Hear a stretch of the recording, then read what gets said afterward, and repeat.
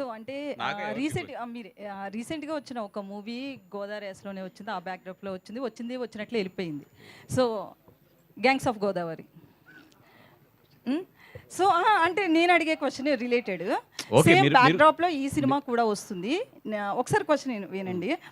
So అంటే ఆ మూవీలో కూడా అక్కడ యాసన్ తీసుకోవడంలో తప్పులేదు, బట్ అక్కడ ఉన్న రియాలిటీకి భిన్నంగా కొన్ని క్యారెక్టర్స్ని చూపించడం, హీరో క్యారెక్టర్ని కావచ్చు, ఇలా కొంత కాంట్రవర్సీ క్రియేట్ అయింది.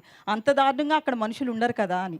సో మీ మూవీలో సేమ్ బ్యాక్డ్రాప్లో వస్తున్నారు కాబట్టి ఉన్న రియాలిటీ చూపిస్తారే, ఏమన్నా కొంచెం తేడాగా ఎక్కడ ఉంటుందా?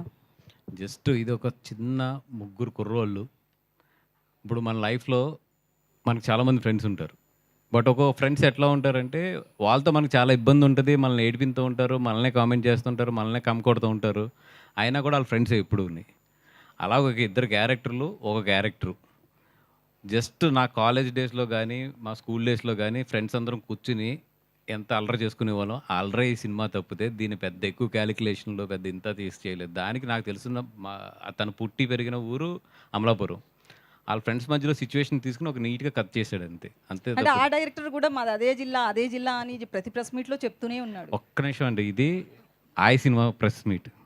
మీరు ఆయ్ సినిమా గురించి ఎంత మాట్లాడండి, నేను చెప్తాను. మూవీ రిలీజ్ అయ్యాక మీరు మళ్ళీ దొరకరు కదా అడుగుదామంటే. అసలు మీరు అడిగే సినిమాకి నాకు ఎటువంటి, నేను అది దాని గురించి మా కామెంట్ చేయడానికి అసలు ఆ సినిమాకి ఈ సినిమాకి ఎట్టి పరిస్థితుల్లో కూడా లింక్ లేదు. అండ్ రెండోది, ఒక స్టేజ్ మీద ఉన్నప్పుడు ఇంకో సినిమా గురించి కామెంట్ చేయడం నేను అసలు ఇష్టపడను ఫస్ట్. సో నేను I don't want go into those details. Okay, ఇది ఒక personal question actually. Allu Arjun Nandyal వెళ్ళినప్పటి నుంచి కూడా అల్లు ఫ్యామిలీలో చిరంజీవి ఫ్యామిలీ చాలా ప్రాబ్లమ్స్, అంటే ఇష్యూస్ వస్తున్నాయి, పెద్ద అటాచ్మెంట్ లేదు, తగ్గింది, ఇదంతా అంటున్నారు. దీనికి మీరు పర్సనల్గా ఏం చెప్తారు?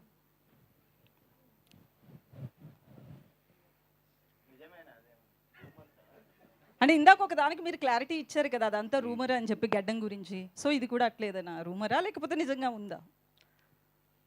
ఇప్పుడు కొన్ని సందర్భాల్లో ఒక ఫ్యామిలీలో కొన్ని సిచ్యువేషన్స్ వస్తాయి. బట్ మోర్ దాన్ ఎనీథింగ్ వాళ్ళ మధ్యలో ఉన్న రిలేషన్స్ కానీ, వాళ్ళ ఫ్యామిలీలో జరిగిన సిచ్యువేషన్స్ కానీ అన్నీ 20 years నుంచి చూస్తూనే ఉన్నాను నేను. చిరంజీవి గారు ఎప్పుడు కూడా ఒక ఫ్యామిలీ కలిసి ఉండాలి. ఎందుకంటే ఇప్పుడు ఆయన బెంగళూరుకి ఆయన సంక్రాంతికి మొత్తం ఫ్యామిలీని అంతా కూడా పట్టుకెళ్తారు. ఆయన నిజంగా పట్టుకెళ్ళినప్పుడు చాలా ఖర్చు అవుతుంది, ఎందుకంటే వీళ్ళందరూ స్టార్స్ వెళ్ళి అక్కడ ఉండటం కానీ ఇవన్నీ కూడా. బట్ అందరికీ కుదిరిన ప్రతి సంవత్సరం కూడా ఆయన తీసుకెళ్ళి దాన్ని ఒక సెలబ్రేషన్ కింద చేస్తాడు ఆయన. దానికి మెయిన్ కారణం ఏంటంటే ఫ్యామిలీ అంతా కూడా కలిసి ఉండాలి. ఓకే, పిల్లలందరూ ఎదిగారు, వాళ్ళకి ఇండివిజువల్ ట్రాక్స్ ఉన్నాయి, ఎవరు ఎలా జరుగుతున్నా కూడా ఫ్యామిలీ అంతా కూడా కలిసి ఉండి వీఆర్ వన్ అనే ఒక మెసేజ్ బయట పంపించడానికి అయినా కొన్ని సిచ్యువేషన్స్ వస్తాయి. అది వాళ్ళు ఇండివిజువల్ డెసిషన్స్ తీసుకున్నప్పుడు కొన్ని సిచ్యువేషన్స్ ఫేస్ చేయవలసి వస్తాయి ఫ్యామిలీలో.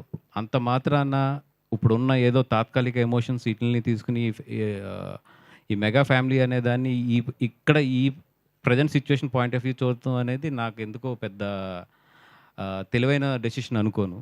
ఎందుకంటే I know them very well. వాళ్ళ బాండింగ్స్ ఎట్లా ఉంటాయి, ఒక సిచ్యువేషన్ వస్తే ఒకరికొకరు ఎలా నిలబడతారు, ఒక సిచ్యువేషన్లో ఒక్క సిచ్యువేషన్ చాలు ఇవన్నీ తీసేసి మీ అందరం ఒకటి అని చెప్పడానికి. Just I'm waiting for that time అంతే.